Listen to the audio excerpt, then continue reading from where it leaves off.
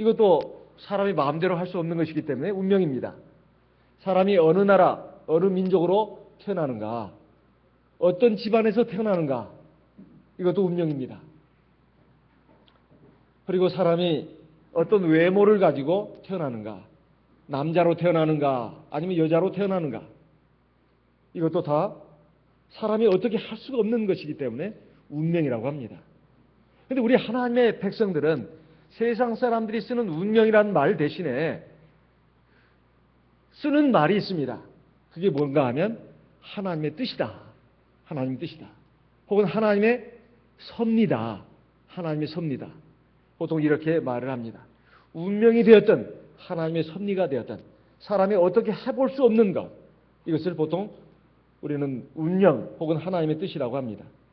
오늘 나오는 말씀은 이스라엘의 훌륭한 유다의 훌륭한 왕들 가운데 한 사람이었던 히스기야 왕이 이제 죽게 되었을 때 그가 하나님 앞에 기도를 해서 하나님이 그의 수명을 15년을 연장해 주신 내용이 나와 있습니다.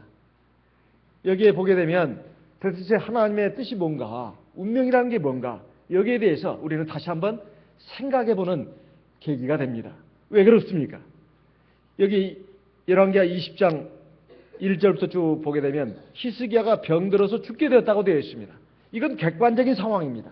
누가 봐도 이 사람은 얼마 있으면 죽겠구나. 보통 의사들이나 아니면 보통 일반 사람들도 저 사람은 이제 임종이 가까웠다 보여지는 그 객관적인 상황이 있습니다. 여기에 더해서 지금 하나님의 선지자 이사야가 히스기야 왕에게 와서 하나님의 말씀을 전합니다. 바로 열왕기하 20장 1절에 나와 있는데 여호와의 말씀이 너는 집을 처치해라. 네가 죽고 살지 못하리라. 누가 봐도 지금 병들어서 죽게 되는 상황에 지금 환자로 있는 히스기야 왕인데 하나님의 종이 와가지고 당신은 죽는다고 하나님께서 말씀하셨습니다. 이제 집안 모든 일들을 다 정리하고 또 유언도 남기시오. 이런 뜻의 말씀을 지금 전한 것입니다. 네가 죽고 살지 못한다. 사실 이것만 해도 참 하나님의 큰 은혜죠. 그런데 이 하나님의 뜻이 지금 분명히 나타났습니다. 너는 죽는다는 겁니다. 살지 못한다는 거예요. 여기에 대해서 도대체 누가 항변할 수 있으며 거역할 수 있겠습니까? 그걸 거부하고 내가 어떻게든지 그걸 바꿔볼 수 있단 말입니까? 그런데 히스기야는 그런 말을 들었을 때 그냥 가만히 있지 않았습니다. 면벽 기도를 했다 이 말입니다. 낯을 벽으로 향하고 하나님께 드리는 기도를 갖다가 면벽 기도라고 하지 않습니까? 그 몸이 아플 때는 사실 기도도 잘 안 나옵니다.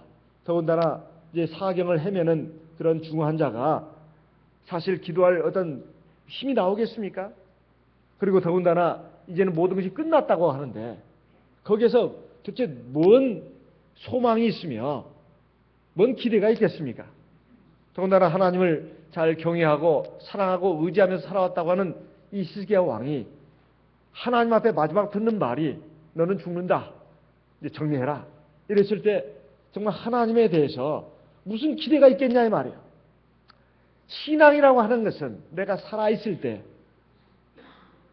내가 이 세상에 발을 딛고 서 있을 때 그래도 의지가 되고 피난처가 되고 하는 힘이 되고 이런 그 대상으로 우리가 하나님 믿는 것이지, 이제 죽게 되었는데 이제 모든 것이 다 끝났는데 무슨 하나님을 믿느냐 이 말입니다. 그런데 히스기야는 그러지 않았습니다. 낯을 벽으로 향하면서 하나님께 기도했습니다. 이것이 바로 훌륭한 신앙인의 모습입니다. 사실 내 인생이 여기서 이제 끝난다 하더라도 마지막 생의 순간을 갖다가 잘 마무리하기 위해서도 우리는 기도를 해야 되는 것입니다. 그런데 히스기야는 정말로 신앙인이었습니다. 그래서 하나님께 기도를 한 것입니다. 그 기도의 내용은 저를 좀 더 살려주십시오. 이런 내용이 아닙니다. 저도 살고 싶습니다. 어떻게 하나님 안 되겠습니까? 아직 저는 할 일을 다 못했습니다. 그리고 지금 아직 하나님 나라에 들어가기에는 아직 턱없이 부족합니다. 이런저런 좋은 핑계도 있고 말도 있을 것입니다. 그런데 그거 전혀 말하지 않았습니다. 그가 한 기도의 내용을 보게 되면 3절에 나와 있는데 여호와여 구하오니 내가 진실과 전심으로 주 앞에 행하며 주의 보시기에 선하게 행한 것을 기억하옵소서. 기도의 내용이 이것이었습니다. 그리고는 심히 통곡했습니다. 사실 하나님 앞에 믿음으로 살아왔고 이제 하나님의 뜻을 따라서 이 생의 마지막을 맞이하는 이 순간에 참 히스기야의 기도의 내용을 보게 되면 참 신앙적인 기도다 이런 것을 느낄 수가 있습니다. 그런데 심히 통곡했다는 게 또 뭡니까?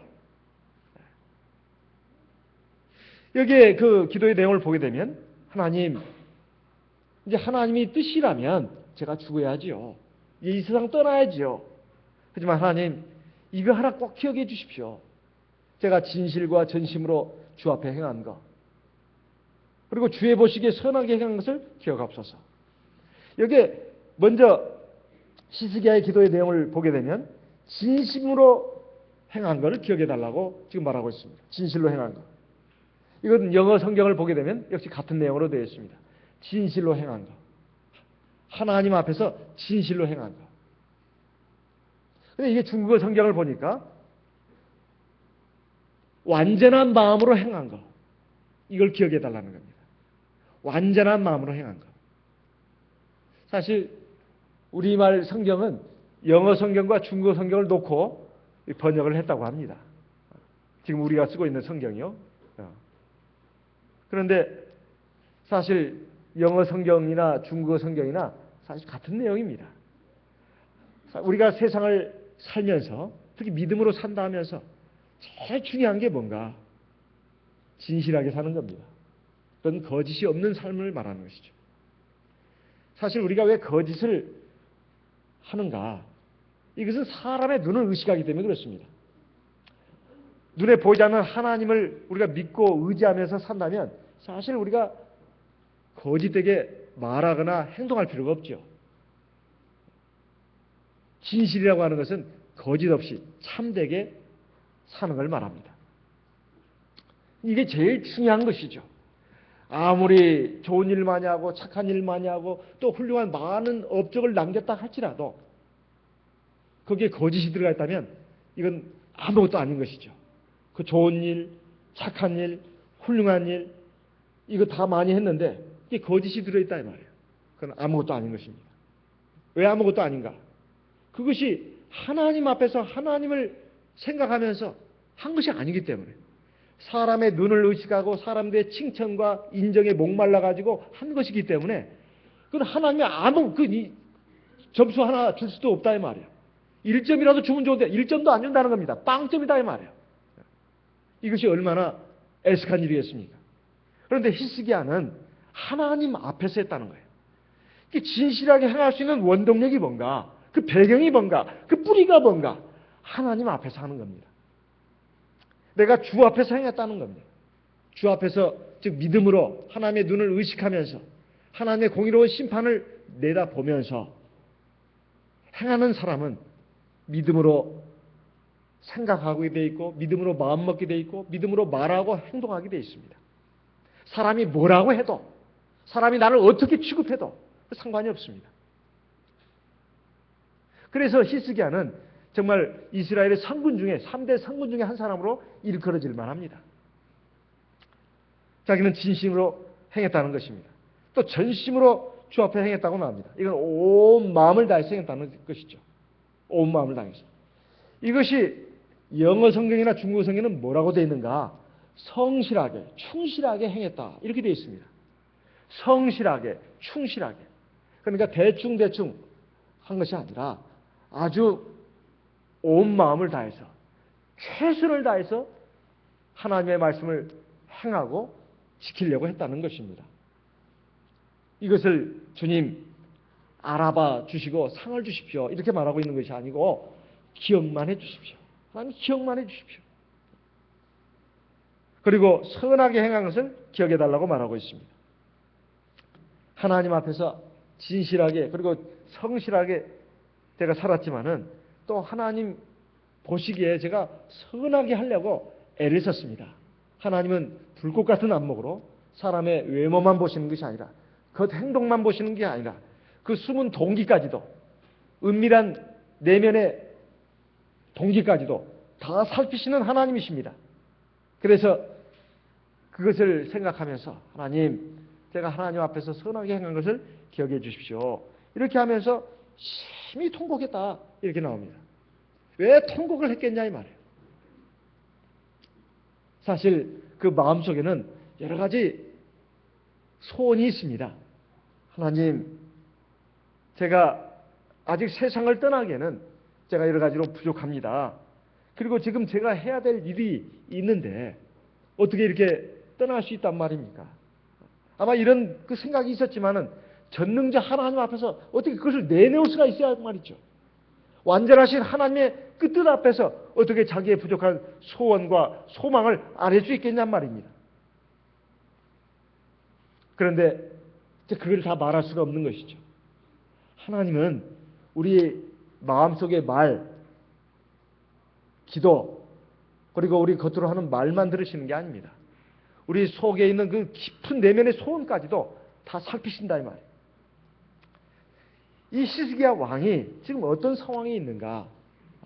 먼저 이스라엘의 역사를 기록한 열왕기 하라든가 열왕기 상하 그리고 역대기 상하를 보게 되면 이스라엘 유다 나라의 그 역사를 볼 수가 있습니다.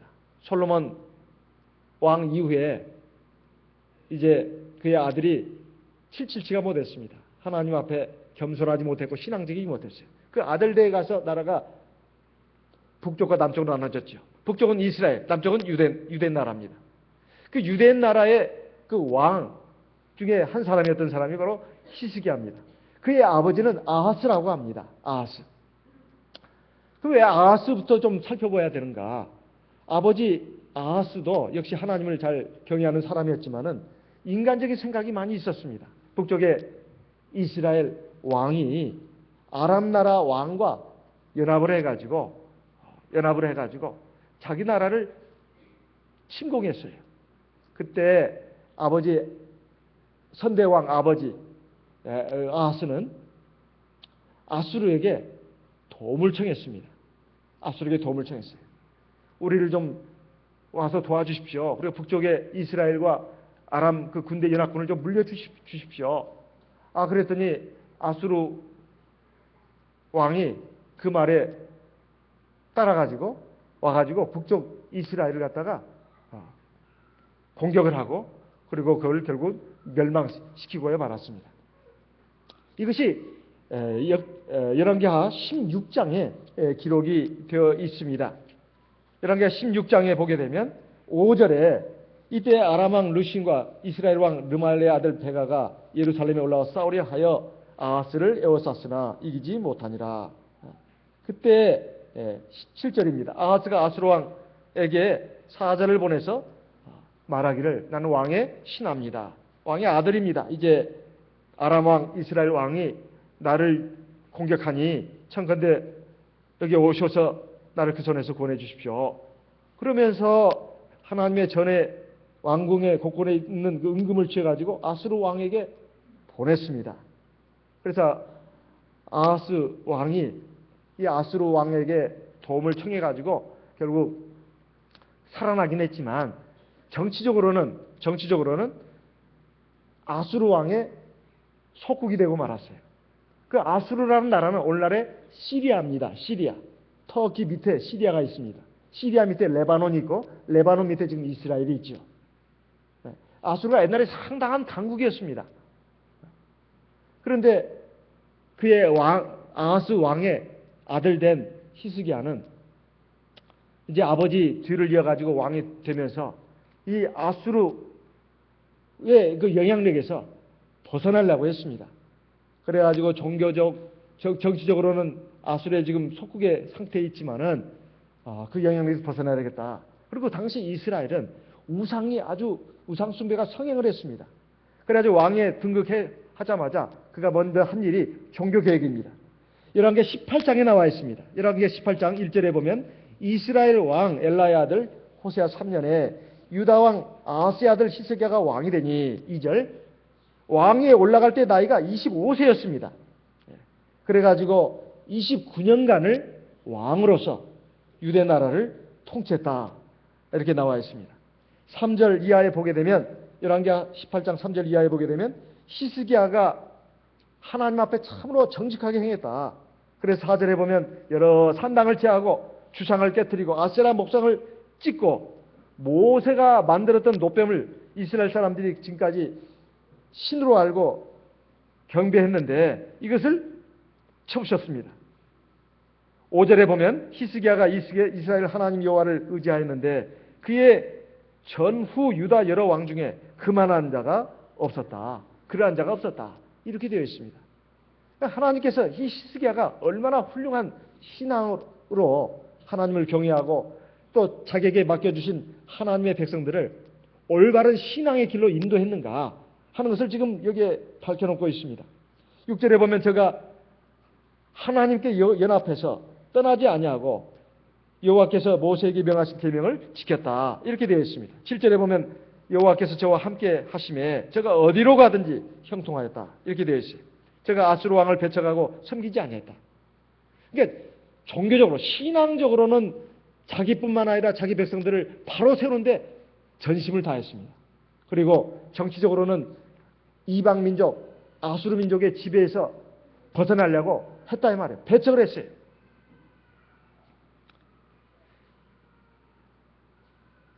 그래가지고 힘이 강대해져가지고 블레셋 사람을 쳐서 그 영역을 또 확보를 했습니다. 8절에 나와 있습니다.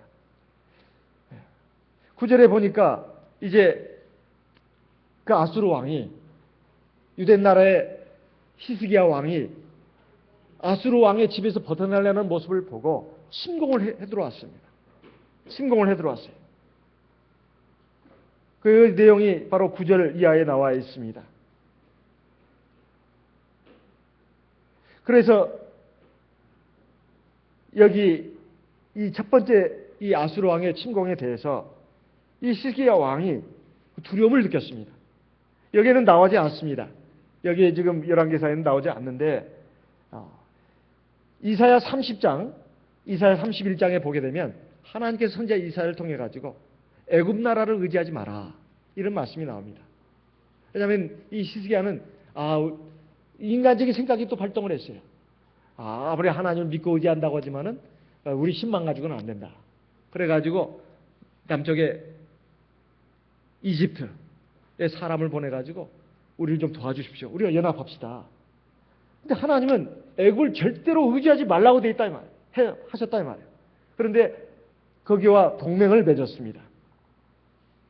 이것이 바로 하나님 앞에서 진노를 사게 된 원인 중에 하나가 되었습니다.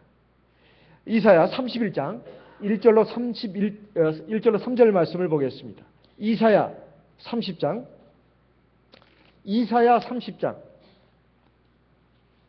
1절로 3절 말씀.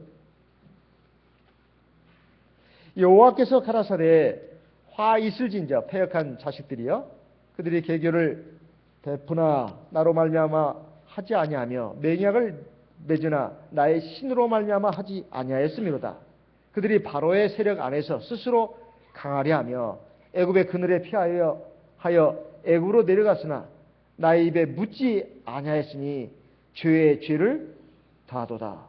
그러므로 바로의 세력이 너희의 수치가 되며 애굽의 그늘에 피함이 너희의 수욕이 될 것이라. 이것은 이 이사야 30장에 지금 말씀한 내용이지만은 또 31장에 가서 다시 또 경고를 했습니다.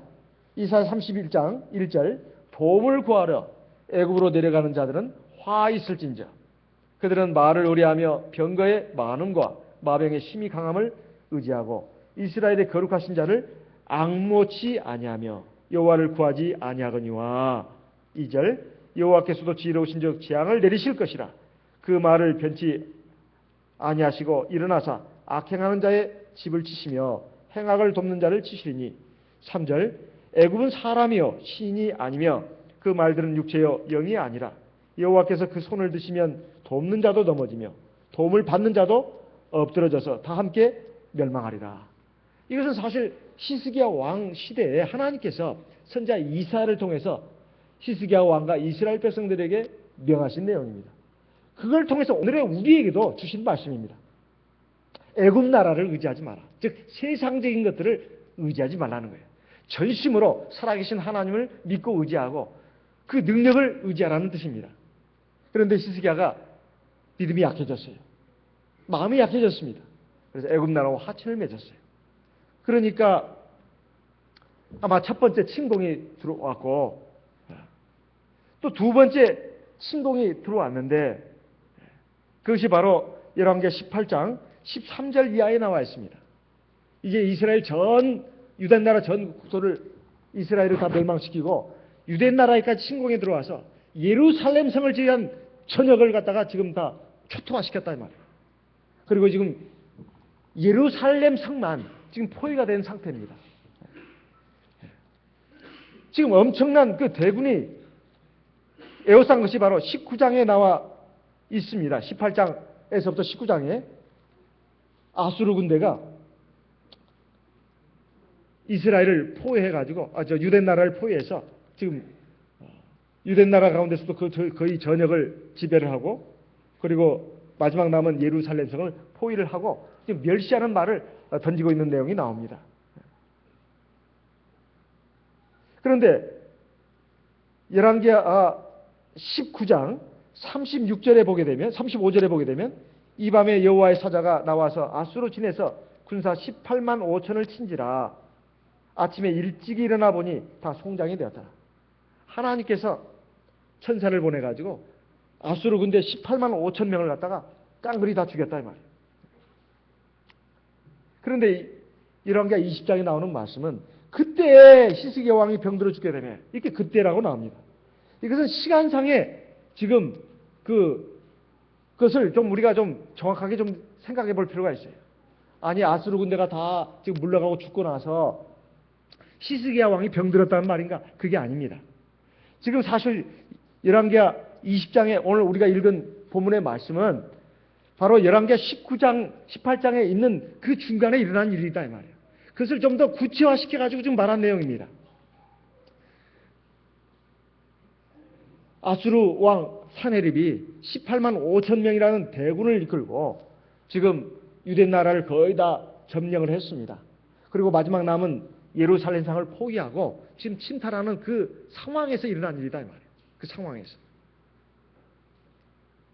그때 이 히스기야 왕이 하나님 앞에 눈물로 막 기도를 했습니다. 그것이 열왕기하 19장에 또 나와 있습니다. 하나님께서 이제 너와 네 이 백성들을 갖다가 아수르 왕의 군대에서 구원해 줄 것이다. 그들은 내가 다 멸망시키리라. 이렇게 말씀하신 내용입니다. 그런데 그 중에 이제 어떻게 해서 그런 일이 일어났는가? 그것을 좀 더 딱 집어내 가지고 열왕기하 20장에 가서 지금 표현하고 있는 것입니다. 그 와중에 유대 왕 히스기야가 병들어 죽게 됐다 이 말이에요. 그런데 지금 이 상황에서 히스기야는 대단히 좀 고통스럽습니다. 자기는 죽으면 그만이라 하더라도 자기 백성들은 어떻게 되냐 이 말이에요. 그리고 하나님의 이 나라는 이제는 어떻게 되겠냐 이 말입니다. 그래서 정말로 마음이 너무나 고통스러웠습니다. 예전에 아무리 하나님의 말씀을 믿고 따르고 또 순종해서 살았다 하지만은 자기가 중간중간 마음이 약해져 가지고 하나님의 선지자를 통해서 주신 말씀을 갖다가 잘 믿지 못하고 세상적인 것을 믿었다 이 말이에요. 그래서 애굽 왕과 동맹을 맺고 그렇게 했던 것이 참 이게 잘못된 것이라는 것을 이제 깨닫고 회개기도도 했습니다. 근데 지금 병들어 죽게 됐다 이 말이에요. 참 히스기야로서는 아직 이스라엘 백성들이 하나님 앞에 온전히 서지 못했습니다. 또 자기 자신도 사실 하나님의 성전에 나간 지가 오래됐습니다. 그래서 하나님 앞에 좀 성전에 나가서 기도도 하고 예배도 드리고 이렇게 하고 싶었는데 그것이 너무나 마음에 지금 아쉬움으로 남아있다. 바로 이런 것들이 히스기야의 마음속에 있는 그런 것들이었습니다. 그러니까 하나님께서 히스기야의 기도를 들으시고 말씀하시기를 5절에 열왕기하 20장 5절에 나와 있는 말씀이 그것입니다. 여호와 하나님 여호와의 말씀이 내가 네 기도를 들었고 네 눈물을 보았노라. 내가 너를 낫게 하리니 네가 3일 만에 여호와의 전에 올라가겠고. 히스기야가 제일 마음에 바라고 원하는 것이 뭔가? 하나님을 경외하고 사랑하고 의지하고 그 하나님 앞에 예배드리는 삶을 사는 것을 굉장히 좋아했어요. 하나님의 전을 늘 사모하고 가까이 하는 것을 늘 기뻐했다 이 말입니다.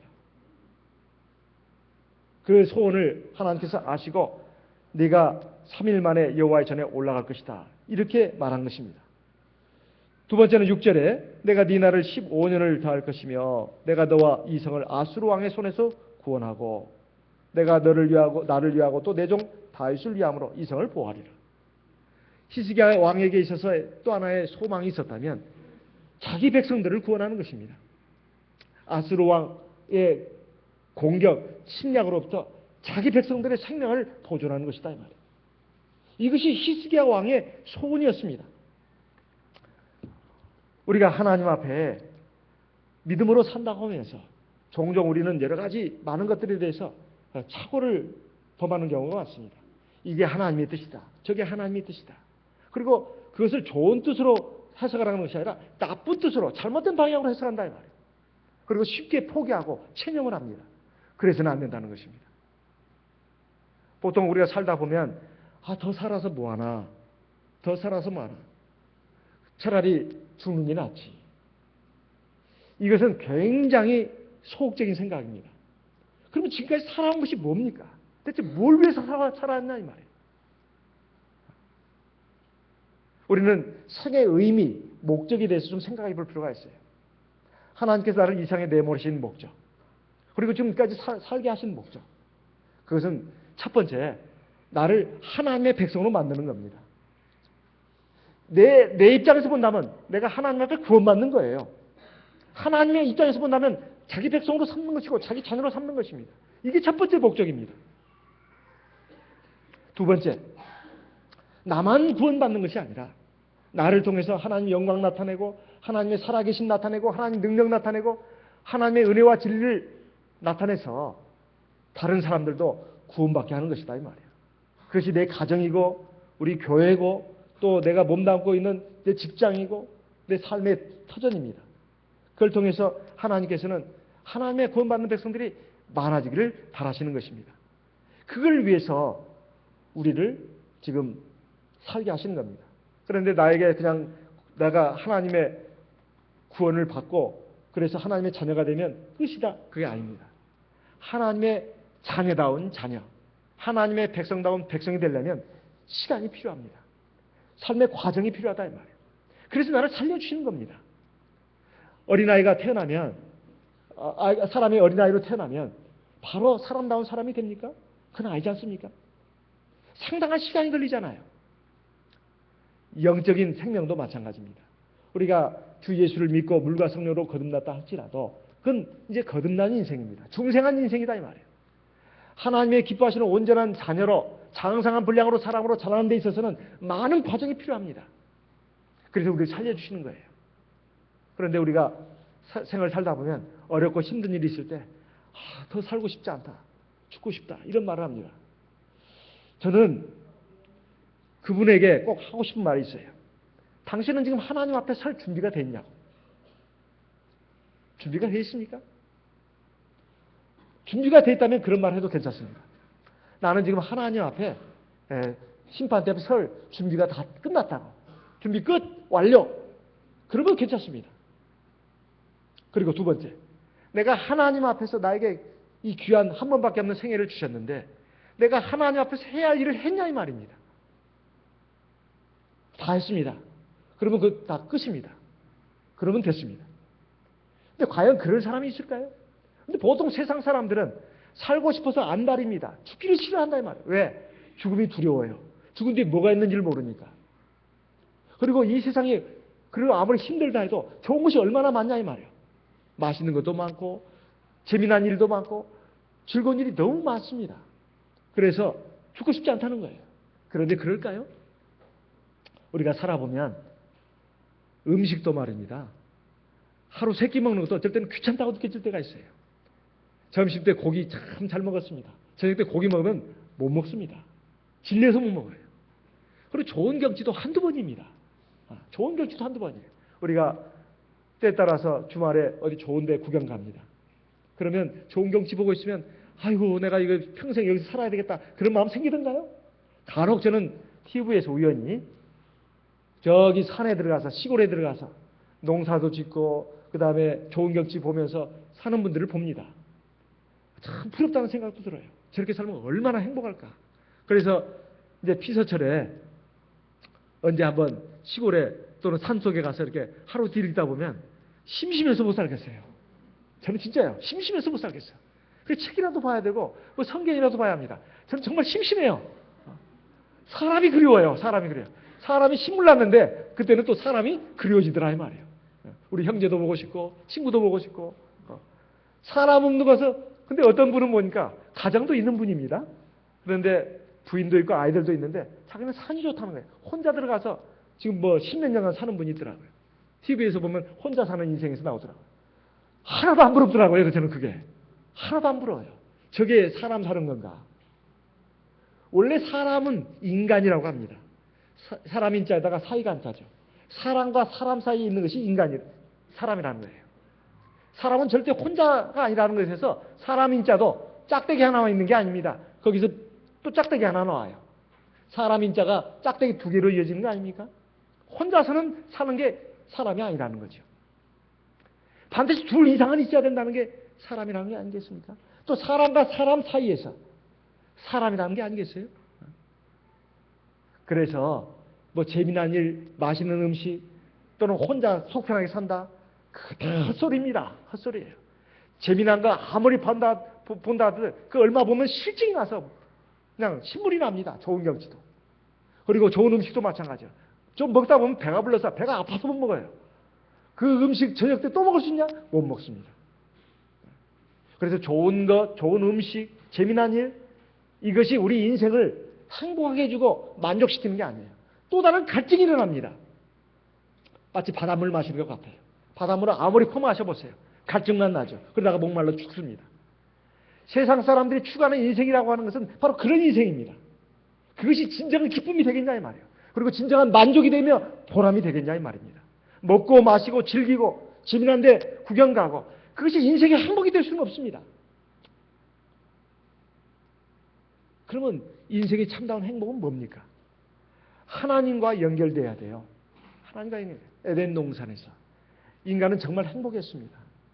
하나님이 함께 하셨기 때문에 또 하나님이 주신 낙원이었기 때문에 정말 행복했습니다. 그런데 인간이 하나님 앞에 범죄하면서부터 하나님과의 관계가 단절됐고 그 낙원에서 추방되면서부터 고통이 시작됐습니다. 남자는 이마에서 땀을 흘려야 그래서 일해야 먹고 살 수 있겠습니다. 여자는 해산의 고통이 주어질 뿐만 아니라 자식을 길러야 되고 또 남편의 지배를 받아야 되는 이런 고통이 주어졌다 이 말이에요. 그런데 하나님이 왜 그렇게 하신 줄 아십니까? 그건 하나님의 사랑입니다. 그래야 하나님을 찾습니다. 그래야 하나님의 낙원을 사모합니다. 그래 하나님하고 살 때가 좋았어. 하나님의 낙원에 있을 때가 행복했어. 이 인생은 설령 기쁨과 즐거움이 좀 있다 하더라도 그건 잠시 잠깐뿐이야. 괴로움과 그리고 슬픔, 아픔, 허무가 정말 가득합니다.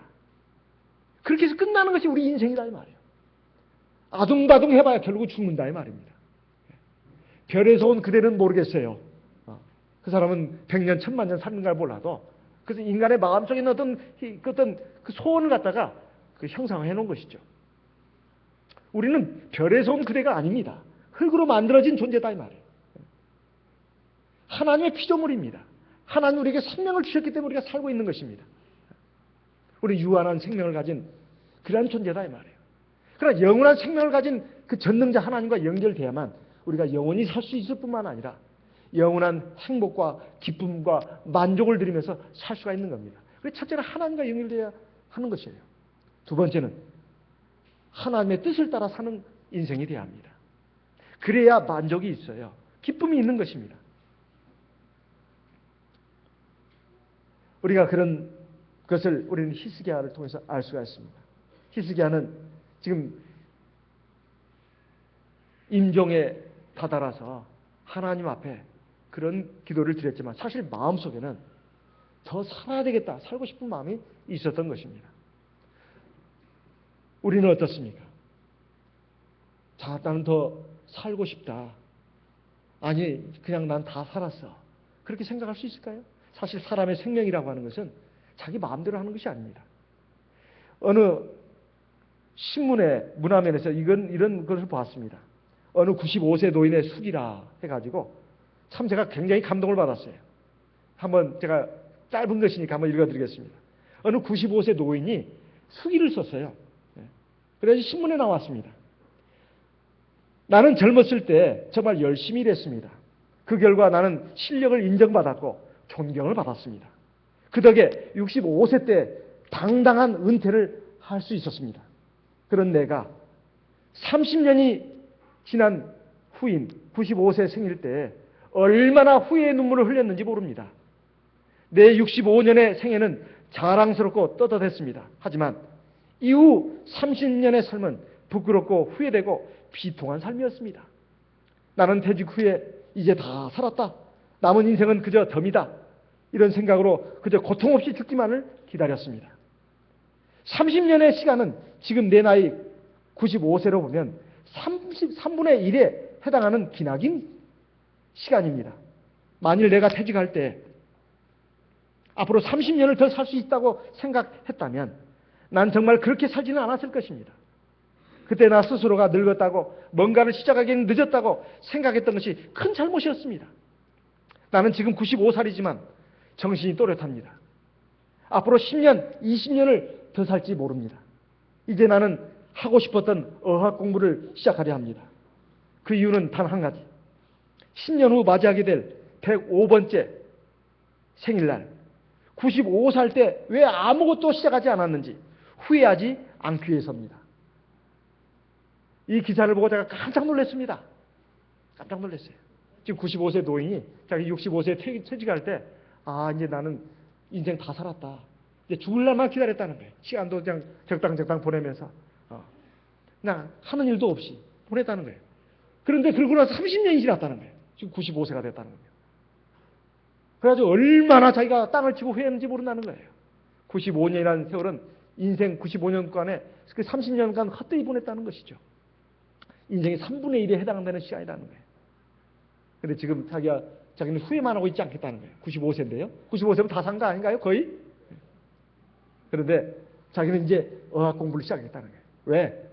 앞으로 자기가 10년 더 살지 20년 더 살지 더 모른다는 겁니다. 어학 공부를 시작했다는 거예요. 제가 신문에서 작년인가 재작년에 또 본 적도 있습니다. 50대 된 어떤 서울대 의대 교수가 굉장히 바쁜 사람이에요. 서울대 병원 의사에다가 또 교수입니다. 그런데 4개국어를 해요. 4개국어를. 중국어, 일어, 스페인어, 프랑스어 이렇게 4개국어를 합니다. 어떻게 하는가? 학원을 다녀. 직장 근무 시간이 얼마나 바쁜지 모릅니다. 밤에. 그 4년인가 5년 동안 그렇게 다녔습니다. 그래가지고 지금 3개 언어는 거의 수준급에 올라왔습니다. 그리고 한 개 언어도 거의 중급까지 올라왔다고 그래요. 그래서 책까지 냈습니다. 제가 놀랬습니다.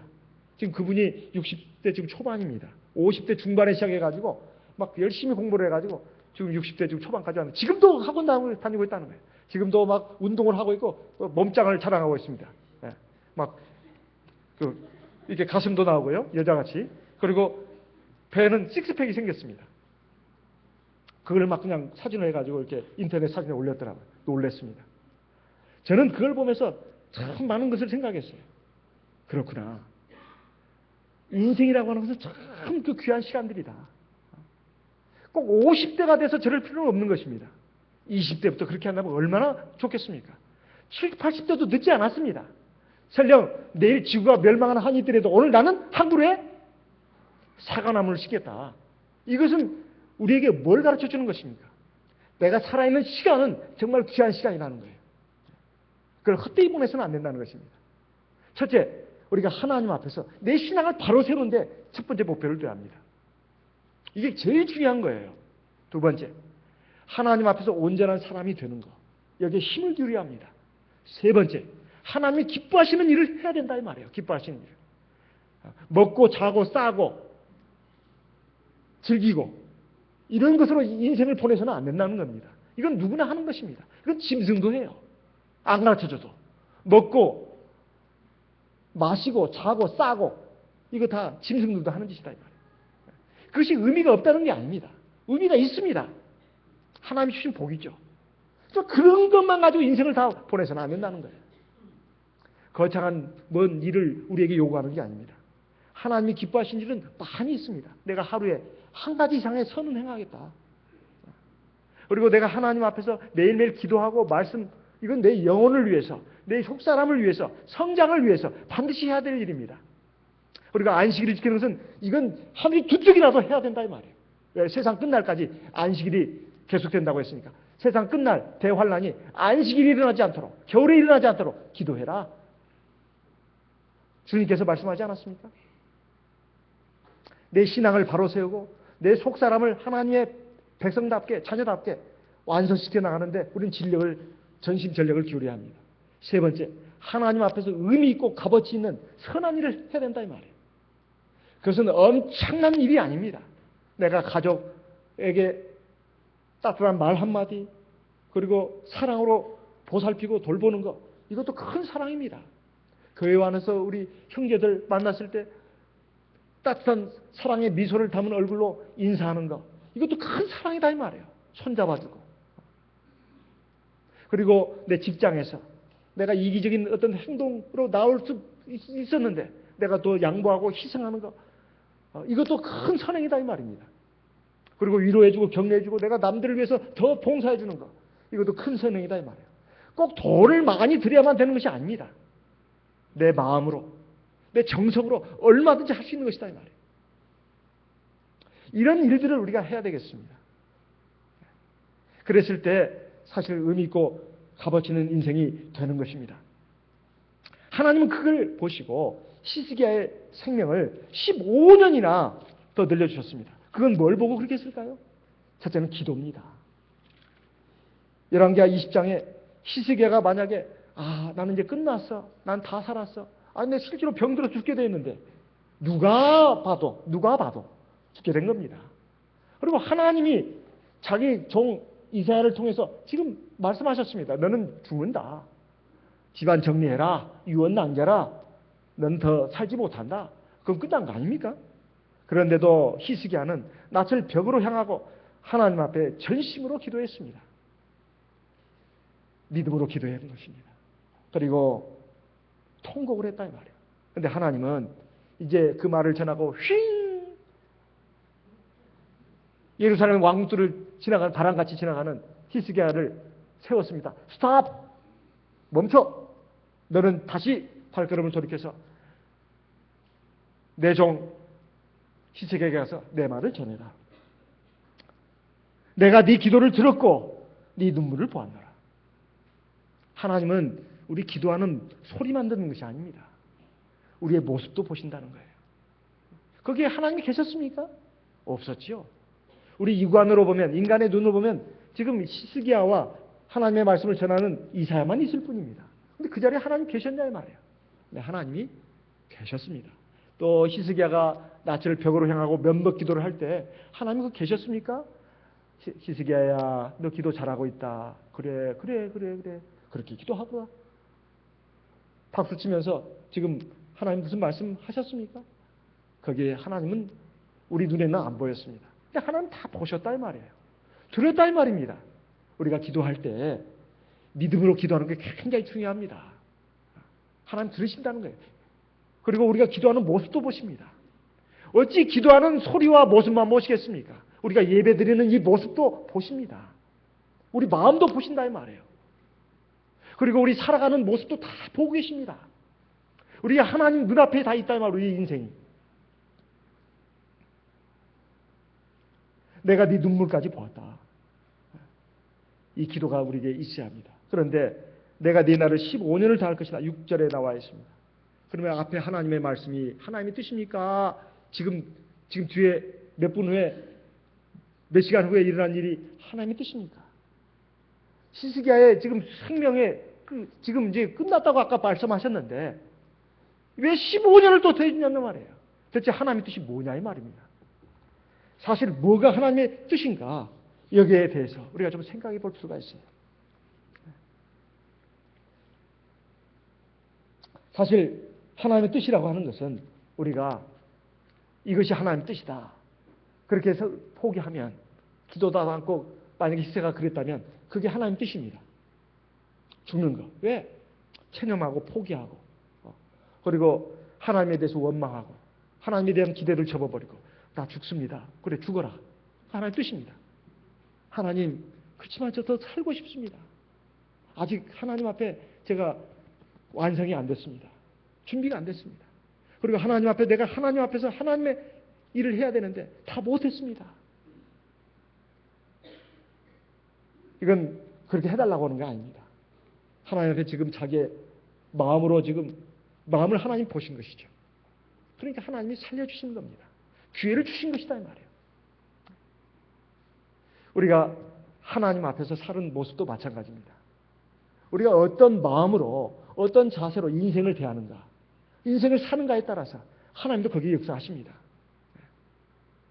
그래서 사실 사람이 죽고 사는 것에 대해서 염려할 필요가 없어요. 그 자체에 대해서 염려할 필요가 없습니다. 뭘 먹을까, 뭘 마실까, 뭘 입을까 그 자체에 대해서 염려할 필요가 없습니다. 내가 하나님 앞에서 지금 하나님의 나라와 의를 구하고 있는가 이걸 염려를 해야 합니다. 이걸 염려를 해야 돼요. 그런데 먹고 마시는 거 그리고 내 건강 그 자체에 집착을 하고 있다 이 말이에요. 그럴 필요가 없습니다. 물론 그것을 소홀히 하라는 말은 아닙니다. 하나님의 기본 법칙이 있으니까요. 하지만 그 위에 더 중요한 것이 있다는 걸 우리는 알아야 된다 이 말이에요. 하나님 모든 것을 섭리하시고 주관하신다는 겁니다. 사람의 목숨처럼 끈질긴 것도 없습니다. 또 사람의 목숨처럼 덧없는 것도 없어요. 그것은 우리 사람의 눈으로 봤을 때 그런 것입니다. 하나님의 다 섭리 안에 있는 거예요. 그러니까 우리가 살아있는 시간 하나님 앞에서 우리가 믿음으로 바로 서는 것이 참 중요합니다. 이미 하나님 나라로 가신 양요한 목자님 우리가 잘 알고 있지 않습니까? 대만뿐만 아니라 전 세계적으로 존경하는 주의 종 양요한 목자님 그분이 20세 무렵에 하나님 앞에 헌신을 했습니다. 목자로서 이제 하나님의 일을 하는데 이분이 아직 우리 교회에 들어오기 전에 그 심한 그 폐렴을 앓았습니다. 근데 목자가 돼가지고도 이게 나을 줄 모르고 더 깊어져만 갔어요. 그래가지고 기침을 한번 할 때마다 막 피를 쏟아냈습니다. 그러니까 몸은 막 굉장히 아프고 이 양요한 목자는 굉장히 괴로웠습니다. 힘들었어요. 하나님께도 불영광이고 신도들 보기에도 부덕이 되고 또 자기 자신도 내가 나 같은 사람이 어떻게 하나님의 일을 할 것인가. 몸은 너무 괴롭고 힘들었습니다. 정신적으로도 너무 위축이 되고 힘이 들었다 이 말이에요. 그래서 하나님 앞에 자기를 데려가 달라고 기도를 했습니다. 하나님 나를 데려가 주십시오. 차마 자기 스스로 목숨을 끊을 수는 없는 거 아니겠습니까? 하나님 나를 데려가 주십시오. 이렇게 기도를 했다 이 말이에요. 제가 더 살아서 뭐 하겠습니까? 하나님께 영광을 돌리지도 못하고 신도들에게는 부덕을 끼치고 내 자신도 너무 괴롭습니다. 그런데 어느 날 성경을 읽다가 기도하고 성경을 읽다가 어느 말씀에 자기의 마음이 완전히 바뀌었습니다. 그 말씀이 어떤 말씀일까요? 시편 118편입니다. 시편 118편 같이 읽어보겠습니다. 시편 118편 17절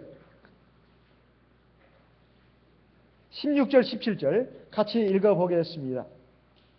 시편 118편 16절 17절 여호와의 오른손이 높이 들렸으며 여호와의 오른손이 권능을 베푸시는도다. 17절 내가 죽지 않고 살아서 여호와의 행사를 선포하리로다. 이 말씀을 듣는 순간 너무 큰 감동을 받았습니다. 그래가지고 내가 기도를 잘못했구나. 하나님 앞에 내가 그런 기도를 하지 말고 내가 하나님 앞에 더 살려달라고 기도해야 되겠다.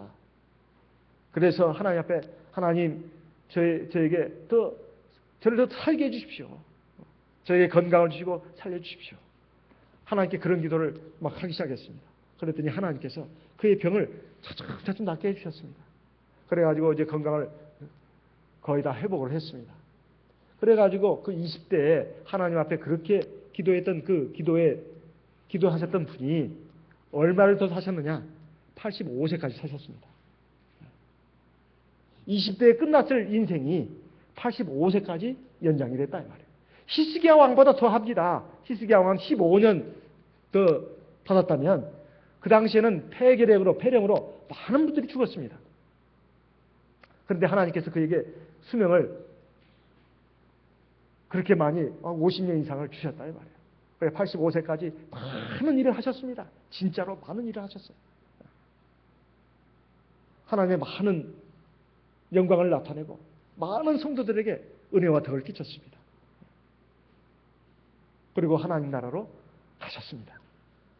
그건 대만의 목자님만 그런 게 아닙니다. 제가 아는 전주교회 어느 장로님도 그랬습니다. 그분도 군대에 가서 폐병을 얻었습니다. 그래가지고 막 굉장히 몸이 안 좋고 삐쩍 말라갔습니다. 군대에 가서는 그 청년처럼 믿음이 좋았는데 군대 가서 그만 친구 잘못 사귀어가지고 술도 마시고 또 나쁜 영화관에도 가고 그러면서 아마 병이 생겼는지 아마 본인은 그렇게 생각하는 것 같습니다. 그래가지고 의가사제대를 했어요. 병원 군대 그걸 다 못 마치고 제대를 한 겁니다. 그래가지고 와가지고 자기가 내가 이렇게 살면 안 된다. 마을 사람들은 다 저 청년 얼마 있으면 죽겠네. 얼마 있으면 죽겠네. 누가 봐도 그런 모습이었습니다. 그런데 매일같이 하나님 전에 가서 기도하고 또 성경을 매일같이 읽고 또 예배를 드렸습니다. 교회 예배 날 말고 혼자서도 예배를 또 드렸다 이 말이에요. 그러니까 하나님께서 계속해서 그 치료의 강선을 바라셔가지고 차츰차츰 낫기 시작했습니다. 그 외에는 열심히 밭에 가서 논에 가서 일을 했다 이 말이에요. 가정을 위해서. 아침 저녁으로 하나님 앞에 늘 기도하고 예배드리고 찬송하고 그리고 안식일 철저히 지키고 그러니까 하나님이 그의 건강을 살려주셨어요. 그러면서 그분이 뭐라고 하거든요. 하나님 저를 좀 더 살려주십시오. 살려만 주시면 제가 앞으로 하나님 앞에서 정말 많은 걸 바치면서 살겠습니다. 그래가지고 그 당시에 자기가 먹고 싶은 거 아껴가면서 하나님의 헌금을 하려고 애를 썼다고 합니다. 그래서 하나님이 그 믿음을 보시고 그가 가지고 있는 돈이 값이 확 뛰게 했습니다. 거기에 뭐 산업도로가 난다나요? 무슨 도로가 난다나요? 십자도로가 나는데 그게 보상을 받아가지고 값이 많이 뛰었습니다. 그걸 갖다가 또 하나님 앞에 이제 자기가 서운한 것을 바쳤더니만 하나님이 나머지 또 이렇게 또 축복을 하셔가지고 또 김에 뭐 논을 샀는데 그것도 막 값이 엄청 뛰고 그래가지고 이 모든 것이 다 하나님의 은혜다. 그래가지고 젊었을 때 돌아가실 분이 정말 하나님의 은혜로 참으로 참 술을 많이 누리시고 이렇게 하나님 나라로 가셨습니다. 그래서 많은 분들이 참 그분의 신앙에 대해서 존경을 합니다. 우리의 삶도 마찬가지입니다. 하나님께서 나를 얼마나 이 세상에 살려두실지 우리는 아무도 알 수 없습니다. 내가 얼마를 이 세상에 살든 간에 하나님 앞에서 내게 주어진 이 생을 갖다가 참 귀하게 알고 믿음으로 살고 하나님을 기쁘시게 하는 선한 삶으로 내가 살아야 되겠다. 그리고 하나님 나라에 들어갈 때까지 내가 하나님의 나라에 들어가기 합당한 백성으로 완성돼야 되겠다. 여기에 우리가 전심 전력을 기울여야 합니다. 그랬을 때 우리는 이 삶 자체에 대해서 하나님 앞에 참 감사하고 모든 영광을 돌릴 수가 있게 되는 것입니다. 하나님께서 저와 여러분을 지금 이 세상에 살려주셨고 또 지금 이 자리에 두고 계십니다. 우리 생은 참 귀한 것입니다. 누가 대신 살아줄 수도 없고 또 내가 누구의 삶을 대신 살아줄 수도 없습니다. 또 이것은 한 번밖에 없습니다. 나중에 이제 병이 들고 내가 움직일 수 없는 상태가 돼가지고 그때 가서 많이들 후회를 합니다. 내가 살아서 움직일 때 내가 왜 하나님 앞에 좀 더 기도 많이 하지 못했고 성경 말씀을 많이 듣고 배우지를 못했는가. 그리고 하나님 앞에서 내가 왜 좀 더 선한 일을 좀 더 하지 못했는가. 그거 생각하면서 참 아쉬워하고 후회하고 그리고 참 두려워하고 회한에 젖는 이런 그 상태가 돼서는 안 되겠습니다. 사실 늦었다고 생각할 때가 빠른 때입니다. 나는 지금 인생 다 살았다고 감히 그렇게 하나님 앞에서 생각하고 말해서는 안 됩니다. 하나님께서 나를 지금 살려두시고 내 스스로 지금 걸을 수 있고 움직일 수 있다는 것이 얼마나 감사한지 모릅니다. 우리는 그걸 생각하면서 하나님 앞에서 우리 이 히스기야의 기도가 우리에게 반면교사가 되어야 되겠습니다. 하나님은 히스기야의 기도를 들으시고 그의 수명을 연장시켜 주셨고 또 아수르 군대를 다 멸망시켰습니다. 실제로 그 응답을 들어주셨다 이 말이에요. 그리고 히스기야의 수명을 15년을 연장시켜 주셨습니다. 그것이 바로 오늘 읽은 열왕기하 20장 1절에 11절 사이에 나오는 말씀입니다. 오늘 우리는 우리의 생애에 대해서 그 의미를 다시 한번 생각하고 우리 다시 한번 하나님 앞에서 내 신앙을 바로 세우는 그런 계기로 삼아야 되겠습니다. 그리고 내게 주어진 인생의 시간 그게 얼마가 될지는 모르지만 하나님 앞에서 믿음으로 진실과 전심으로 행하고 하나님 앞에서 하나님 보시기에 선하게 할 수 있도록 그 길로 나가기를 예수님의 이름으로 기원하는 바입니다. 묵도하겠습니다.